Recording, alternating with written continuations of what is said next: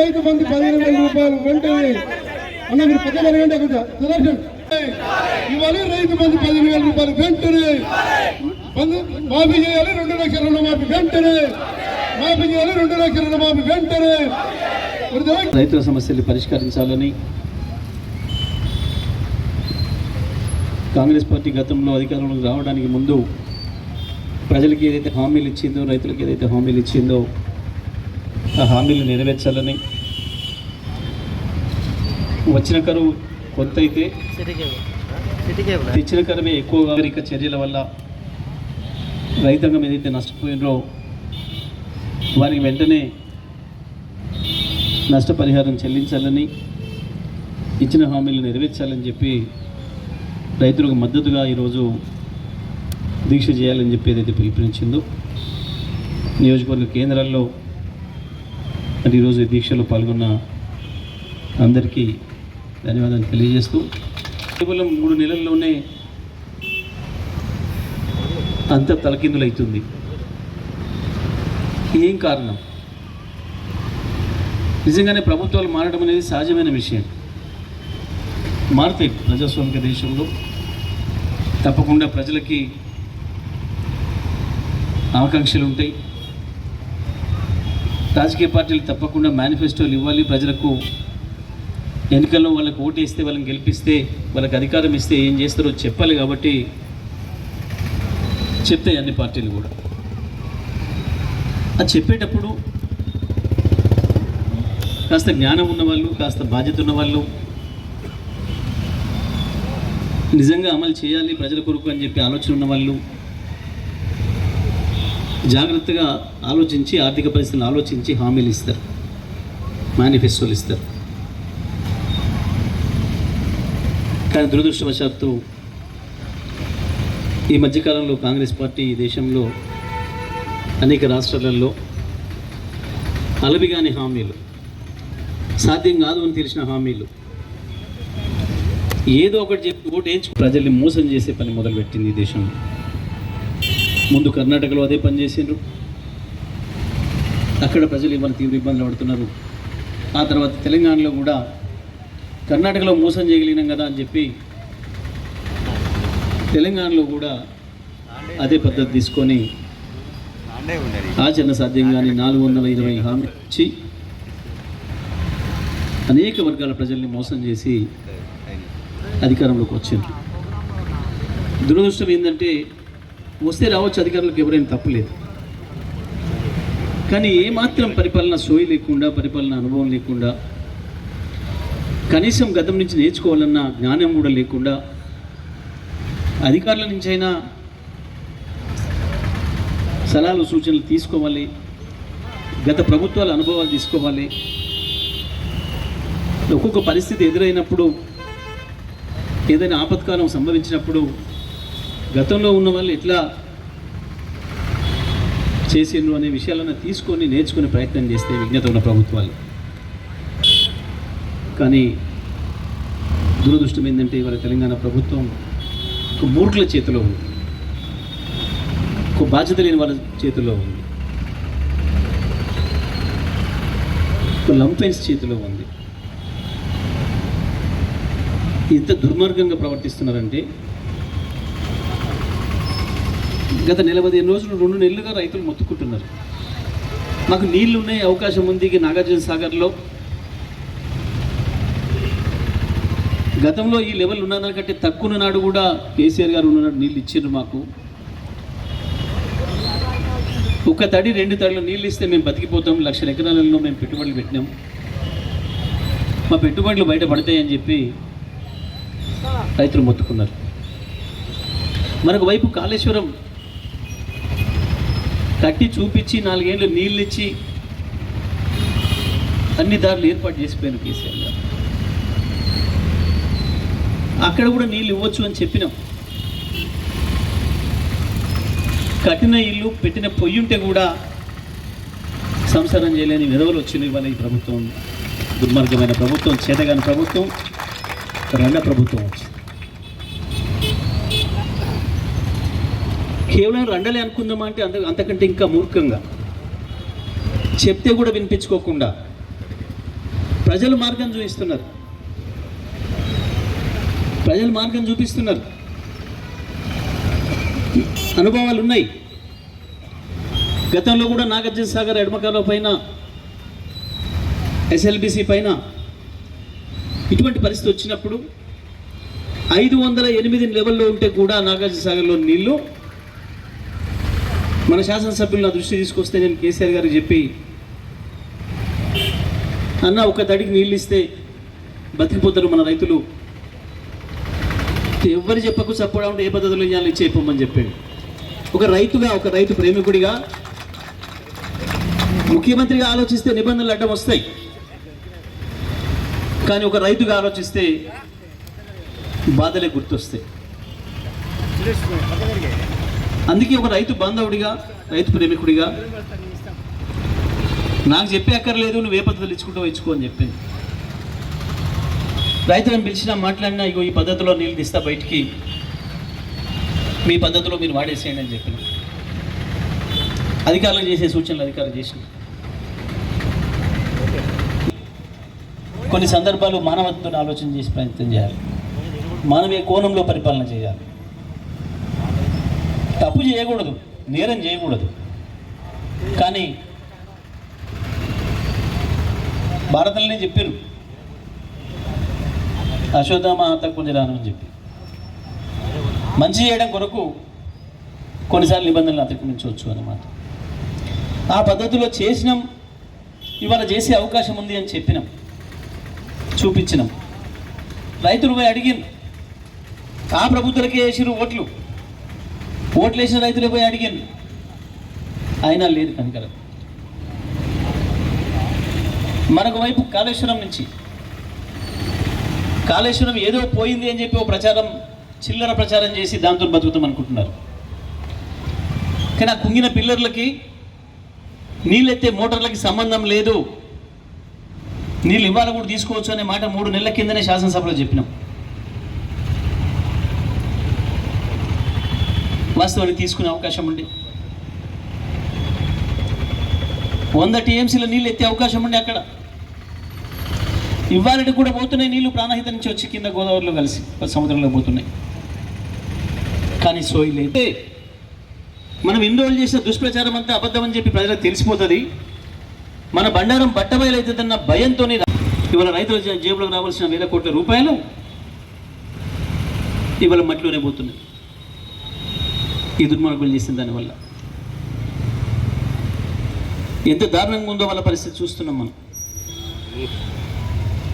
110 రోజులు దాటింది.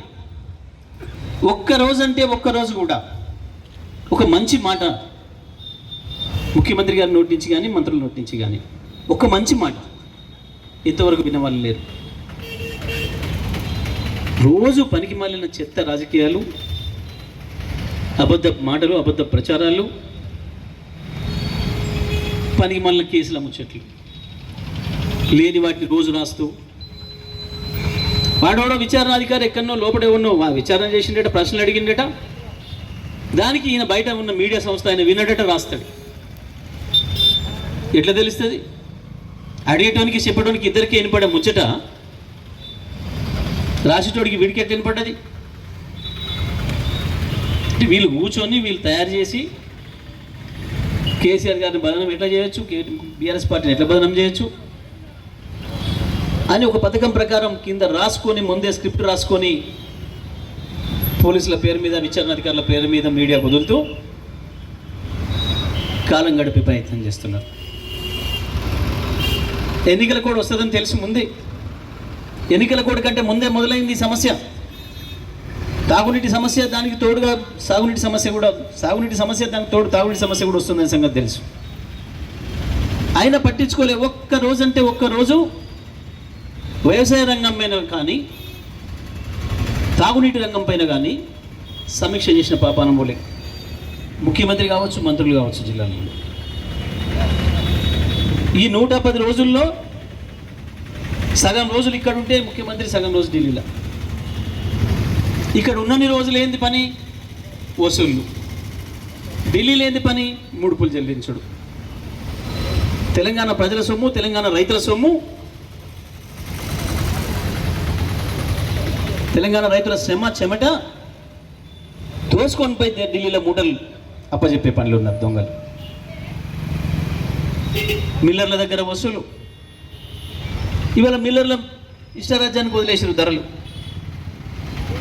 వరుసగా గత 8 ఏళ్ళు 2700 తక్కువ కాకుండా ఇప్పించినాం సన్న వడ్లకు, చీట్లకు, ఇతర వడ్లకు. కానీ ఇవాళ 2100, 2200 చేసాం. ఏమవుతున్నాయి మిగతా 500? ఇగో వీళ్ళు మంత్రులు, ముఖ్యమంత్రులు వసూలు చేసి సగం ఢిల్లీలో కట్టాలి, సగం వీళ్ళ జేబులు వేసుకోవాలి. మాట్లాడింది కానీ, చేసింది కానీ, ఆలోచన చేసింది కానీ లేదు. కానీ రైతే స్వయంగా కష్టపడి అప్పులు చేసి పండించిన పంటలో ఈ రకంగా మిల్లర్లతో కుమ్మక్కై దోపిడీ చేసి ఒక్కొక్క మిల్లు కాడ 2 కోట్లు, 3 కోట్లు, 4 కోట్లు వసూలు చేసి ఇవాళ ధర మీ ఇష్టం అని చెప్పి వాళ్ళ మీద వదిలేసింది ఈ దుర్మార్గులు. ఒకవైపు రైతు సొంతంగా పెట్టుబడి పెట్టి అరగాలం కష్టం చేసి పోయింది బోంగా, ఎండిపోయింది బోంగా, నానా అగచాట్లు పడి కొత్తగా బోర్లేసి ట్యాంకర్లతో నీళ్ళు తెచ్చి పండించిన పంటను దళార్ల పాలు చేసింది ఈ దుర్మార్గులు. ఇవాళ ఈ దుర్మార్గ పరిపాలన జరుగుతుంది రాష్ట్రంలో. 2700కి ఎప్పుడు తక్కువ కానీ. మరొక వైపు బియ్యం ధర బగ్గుమంటుంది. బియ్యం ధర ఇవాళ 60 రూపాయల నుంచి 70 రూపాయలకు వచ్చింది. ప్రజలు కొనడానికి అక్కడ దోపిడీ, రైతులు అమ్మడానికి ఇక్కడ దోపిడీ. ఇది దోపిడీ రాజ్యం మళ్ళీ వచ్చింది. 2014 ముందు ఏముండేనో ఇవాళ అన్నీ అవే తెచ్చిండ్రు. మార్పు తెస్తాం అనుకుంటే ప్రజలకు చెప్తే నిజమేనేమో. కేసీఆర్ ఇచ్చిండు కదా 2000, వీడు ఇస్తాడేమో 4. కేసీఆర్ ఇచ్చిండు కదా 10, ఇస్తాడేమో 15. కేసీఆర్ చేసిండు కదా 1,00,000, వీడు చేస్తాడంటుడు 2. ఎందుకు కిట్లు ఇస్తానన్నాడు, స్కూటీలు ఇస్తానన్నాడు, 2500 ఇస్తానన్నాడు. రకరకాల మోసాలు, రకరకాల పేరు మీద. స్కూల్ పిల్లలకు 5 లక్షలు ఇస్తానన్నాడు. 5 లక్షలు కాదు, మనం ఇచ్చిన ఓవర్సీస్ స్కాలర్షిప్లో ఎత్తేసి అన్న వస్త్రానికి ఆశకు పోతే ఉన్న వస్త్రం పోయిందన్న పద్ధతుల్లో వీళ్ళ మాటల్ని నమ్మిన ప్రజలు మోసపోయింది. మోసపోతే పోయినరు, కనీసం బ్రతకడానికి అవకాశం లేకుండా చేస్తున్నారు. ఇవాళ మంచినీళ్ళు లేక ప్రజలు మళ్ళీ నీళ్ళు కొనుక్కోవాల్సిన దుస్థితి. సాగునీళ్ళు ట్యాంకర్లతో కొనుక్కొచ్చుకొని పోసుకున్నారు. 3 నెలల్లోనే ఇంత దుర్మార్గంగా మారుతాయని కేసీఆర్ కలగనలే, ఎవరం కూడా అనుకోలేదు. సరే చేస్తుండొచ్చు పరిపాలన, మనం ఒక దారి చేసి ఇచ్చినాం కదా, 24 గంటల కరెంట్ ఇచ్చినాం, ఇక అదెందుకు పోతుందిలే, ఉంటుంది కదా అనుకున్నాం. 1 కోటి ఎకరాలకు పైన నీళ్ళు ఇచ్చినాం, ఇస్తారు కదా అవి అనుకున్నాం. మారితే మారిందిలే, ఏముంది, ప్రతిపక్షంగానైనా మనం ప్రజల కొరకు పనిచేసే దాంట్లోనే ఉందాం అనే భావనతో ఉన్నాం. కానీ ఇంత దుర్మార్గంగా ప్రజలపైన దాడి జరుగుతుంటే, మన కళ్ళ ముందే ఒకటొకటి నాశనం చేస్తుంటే చూడడానికి ఇబ్బందిగా ఉంది. అందుకే ఎర్ర టెండలు, మండు టెండలు ఉన్నా, ఆరోగ్యం ఎట్లున్నా దేని లెక్క చేయకుండా కేసీఆర్ గారు ఇవాళ పొలాలకు వచ్చారు, రైతుల దగ్గరకు వచ్చారు. 2 గంటలకు 3 గంటలు కేసీఆర్ పొలంలో నిలబడితే మంత్రివర్గం మంచి క్రికెట్ చూసుకుంటూ చల్లగా స్టేడియంలలో. ఇది ఇవాళ ఈ రాష్ట్రం. కేసీఆర్ ఏందో, కాంగ్రెస్ ఏందో ప్రజలకు స్పష్టంగా కనపడ్డది రాత్రి. నోటికొస్తే ఏదొస్తే అది మాట్లాడే వెంకటరెడ్డి ఊర్లో పెళ్లికి కుక్కల హడావుడి అని, ఎవరిది ఏ సమస్య వచ్చినా నేనున్న ఇంతప్పుడు కానీ మీడియా గురికి ఎగిరే వెంకటరెడ్డి నిన్న ఒక ఛానల్ అయినా ఫోన్ చేసి రైతుల గురించి ఏంది సార్ అంటే, రైతుల సంగతి నాకెందుకు, నేను క్రికెట్ మ్యాచ్ పోవాలి, లేట్ అవుతుంది, నేను తయారు కావాలి, సెట్ కొట్టుకోవాలి, ఆగు, నేను సెట్ కొట్టుకోవాలి, కోట్ వేసుకోవాలి, ఆగు, నువ్వు ఏం పని లేదా నీకు, ఇట్లా మాట్లాడి. అంటే ఏంది రైతులకు వీళ్ళు ఇస్తున్న గౌరవం ఏంది? ఏం చేస్తారులే వీళ్ళు మమ్మల్ని, అయిపోయింది కదా, ఓటైతే వేసి 5 ఏళ్ళు మమ్మల్ని వీకేదేంది ఎవరు? 5 ఏళ్ళ తర్వాత మళ్ళీ మాకు ఇచ్చేది ఉందా, ఏమైనా మేము వచ్చేది ఉందా, సచ్చేది ఉందా అన్న భావనతోని బరితెగింపుగా పనిచేస్తూ ఉన్నది ఇవాళ ప్రభుత్వం, ముఖ్యమంత్రి మంత్రివర్గం. బరితెగింపు ధోరణి తప్ప ఇది.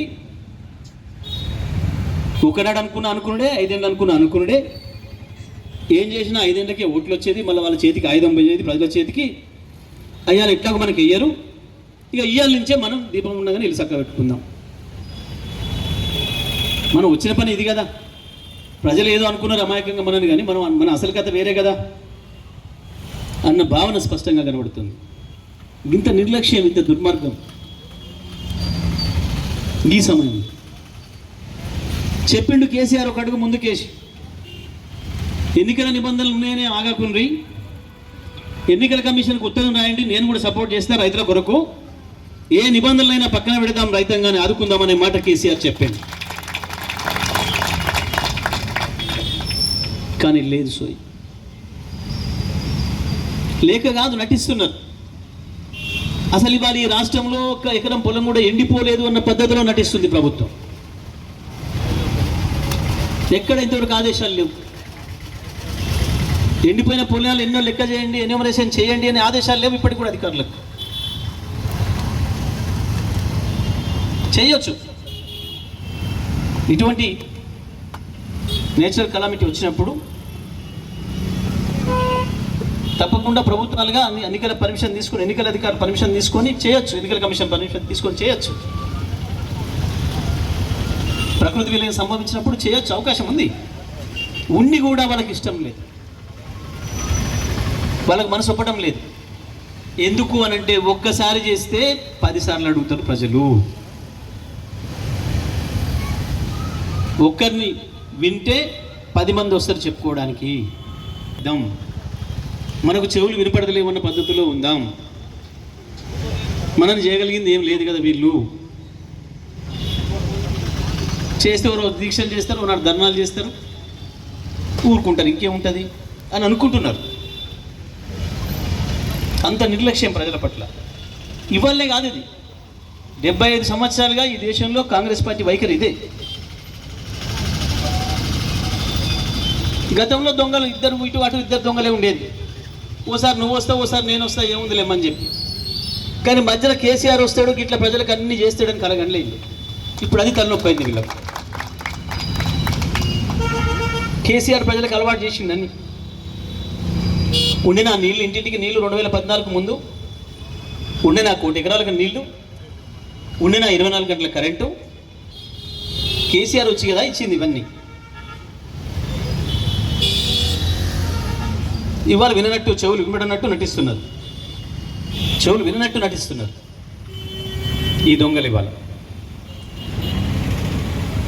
అందుకే ఏ ఎండలున్నా ఏదున్నా ప్రజలు ముఖ్యం కాబట్టి, రైతులు ముఖ్యం కాబట్టి కేసీఆర్ గారు ఇవాళ కార్యకర్తలకు శ్రమ అయినా సరే తప్పదు, రైతుల కొరకు, ప్రజల కొరకు నిలబడాలి. మనం ఒక పార్టీగా అధికారం ఉన్నా, ప్రతిపక్షంలో ఉన్నా ప్రజల కొరకు పనిచేయడమే మన బాధ్యత అని ఇవాళ ఈ నిర్ణయం తీసుకున్నారు. నిజమే, ఇవాళ కేసీఆర్ గారు నిన్న చెప్పాను,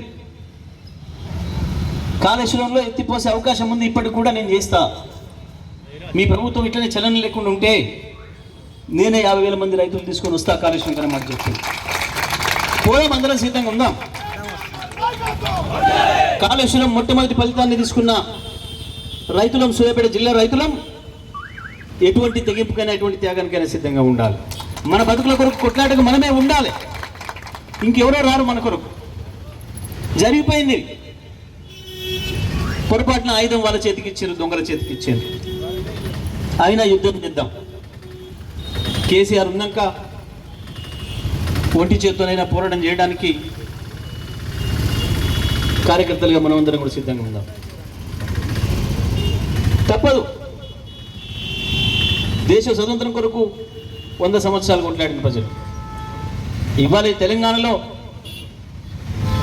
నిరంకుశత్వానికి వ్యతిరేకంగా కొట్లాడిన ప్రజలు ఇక్కడ ఉన్నారు. దానికి కేంద్రం సూర్యాపేట, చైతన్యానికి ప్రతీక సూర్యాపేట.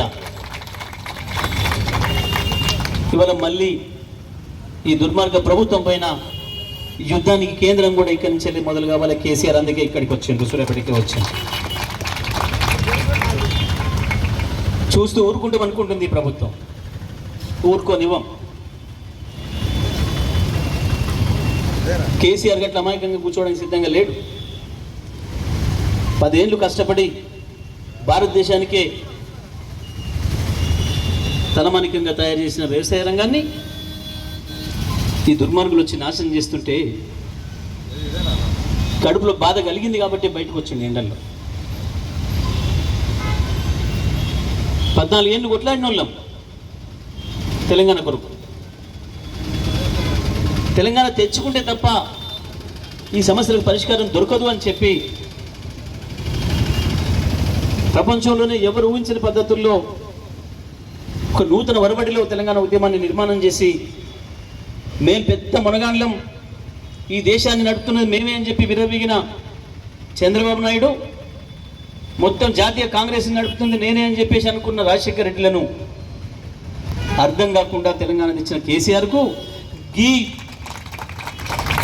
చిల్లరగా ఈ వీళ్ళని కొట్టడం లెక్క కాదు. హనుమంతుని ముందు కుప్పిగంతుల్లాగా కేసీఆర్ ముందు ఎన్నో వేషాలు వేస్తున్నారు. మాట్లాడతాడు కేసీఆర్ నోటితో కాదు చేతులతో, కొట్లాడతాడు కేసీఆర్ ఆత్మవిశ్వాసంతో. తెలంగాణ ఎట్లయితే తెచ్చిండో, తెచ్చిన తెలంగాణను ఎట్లా అద్భుతంగా నిర్మాణం చేసిండో తన కళ్ళ ముందే ఇవన్నీ నాశనం చేస్తుంటే చూస్తూ ఊరుకోండి.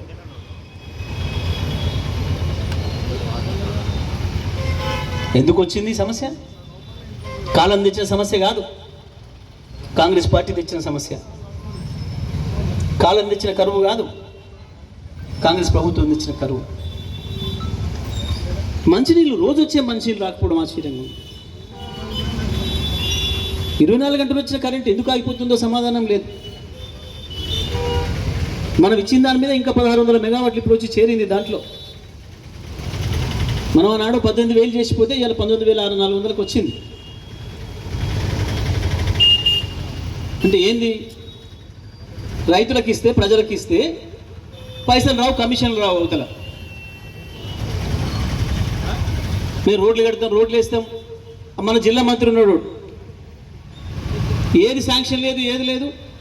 నల్లగొండకు వచ్చే ఇగో ముషంపల్లికి 100 కోట్ల రోడ్డు వేస్తున్నా అన్నాడు. అయ్యో నిజమే 100 కోట్ల రోడ్డు వస్తుంది. కాంట్రాక్టర్లు పోతే 4 రూమ్లో కూర్చోబెట్టి 4 కాడ కమిషన్లు తీసుకున్నాడు. ఇప్పటికి